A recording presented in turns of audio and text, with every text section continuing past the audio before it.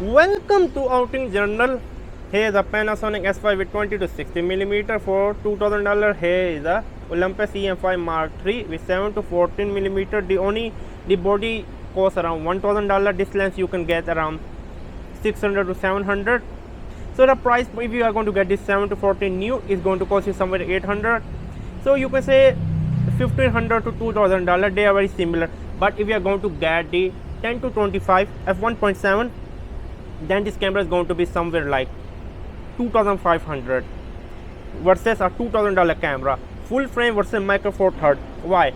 Because this f3.5 divided by 2 is equal like 1.75, or f1.7 times 2 equal 3.4.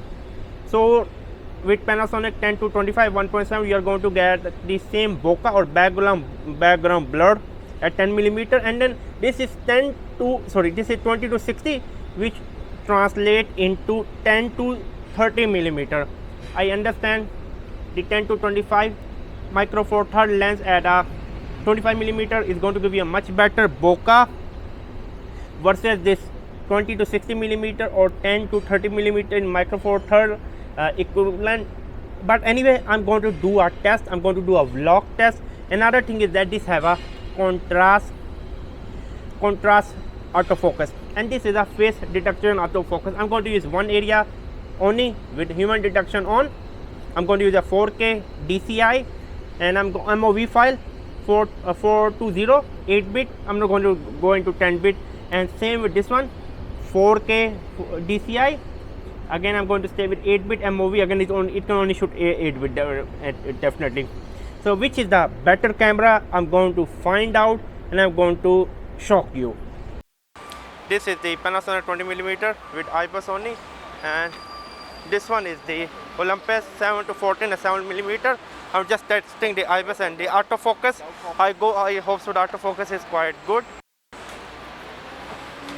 So how good is the Panasonic and how good is the Olympus 7mm? I'm holding the camera from their grip. Am I in focus or not? Yeah. How good it is. I'm just trying to see how good is the autofocus. So this is Panasonic 20mm. I'm using the IBIS only.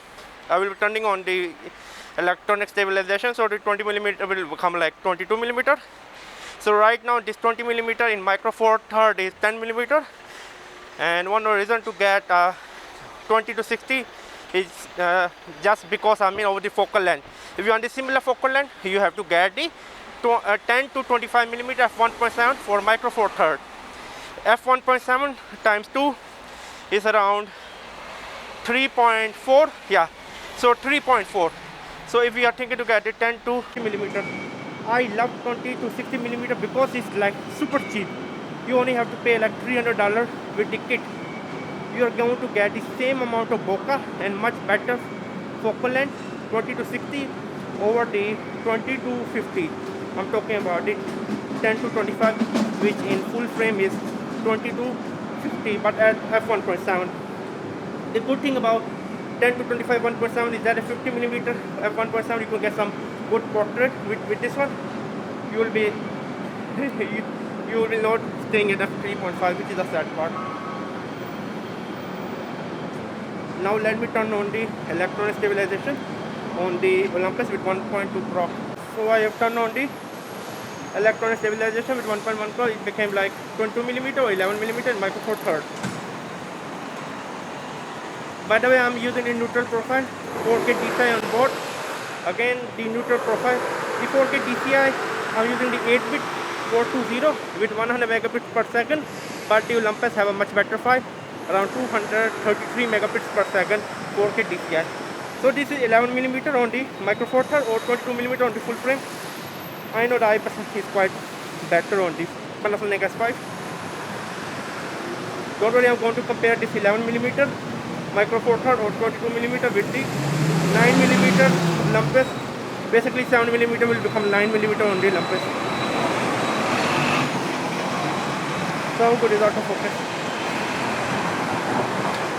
And now still we are at 7mm with electronic stabilization, so it becomes 9mm.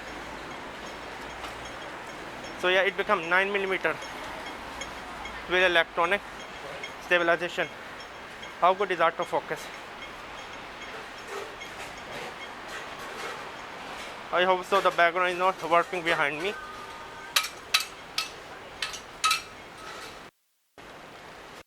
I hope so autofocus is good.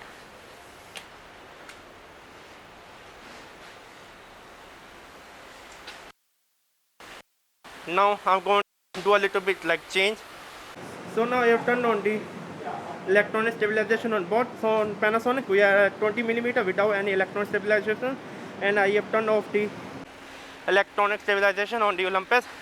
So my 7-14 is at 10 millimeter without any electronic stabilization. So you can have a better understanding of the IBIS. How good is the IBIS? Yeah. Again, you need to be the judge. How good is the IBIS? I really become quite tired, to be honest with you. I'm super tired right now. Super duper tired. This is the 10 millimeter with IBIS on a neutral profile. How good is autofocus? So I'm going to climb some stairs with the Olympus 7-14. So this is the Panasonic 7-14 on the Olympus E-M5 Mark III.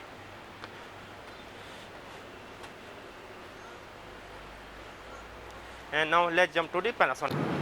Panasonic 20 millimeter. I'm a little bit underexposed, neutral profile. I think so I'm underexposed. But how good is the IBIS and how good is the autofocus?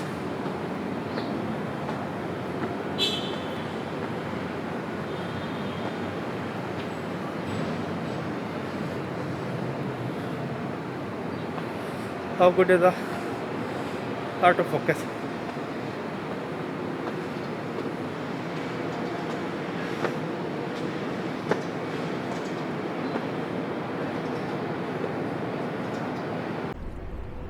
Oh no, you know which is the winner. When it comes to autofocus, the Olympus is the winner. Olympus is the winner, Olympus is the winner. When it comes to IBIS, Panasonic is the winner. I think the Olympus E-M5 Mark III IBIS is a little bit overrated in my opinion. The IBIS is not that good because if you are using some kind of ultra wide lens, there's a lot of background warping happening. So the background is warping. It's 7 millimeter. I have to turn on the electronic stabilization with 1.2 crop. It turned the 7 to 9 millimeter. It's much better. You get the much wider lens as you can. It's much better. You get the 8 to 8 Leica 8 to 18 millimeter or Olympus 8 to 25 millimeter or Olympus 7 to 40 millimeter over the Panasonic 10 to 25 millimeter f1.7. You have to turn on the electronic stabilization on the Olympus. So the 10 millimeter will become 12 millimeter. Like what is the point of getting like it will become 12 millimeter. IBIS is mediocre when it compared to the full frame. I'm shocked with the IBIS. I'm shocked with the IBIS. This is the best full frame IBIS. Again, I'm not talking about within Panasonic. We all know best IBIS belongs to Panasonic S1H and S1 with 6.5 stop. It can even go up to A stop. We are using a OIS lens with dual sync. But the point is that if we are going to compare this one to Nikon Z6, Sony A7 Mark IV, again it uses active stabilization. In my opinion, this one is the better value. Only thing is lacking is a autofocus. I wish it have a phase detection autofocus. So this was my conclusion. In my opinion, I love this one. This one is the best kit you can get for $2,000. Again, if you know what you are doing, you can nail the autofocus by touching or using manual focus. I do not use manual focus. I only, for example, if I want to keep something in focus, I just press the AF on. Sometimes it works, sometimes it do not. My conclusion is that this is a winner. Even the autofocus is mediocre compared to the amazing phase detection autofocus, but still I prefer this one. I love the color rendition. I love the full frame look. I love the Panasonic color. I think Panasonic color is much better than the Olympus color. Visit my Outing Journal Travel magazine. Bye.